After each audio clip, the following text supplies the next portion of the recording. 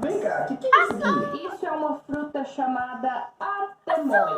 Atepoia? Atemoia. M de mamãe. Eu não sei se ela é cara, se ela é barata. Mais barato, metade, e essa barriga aqui de cara pra caralho.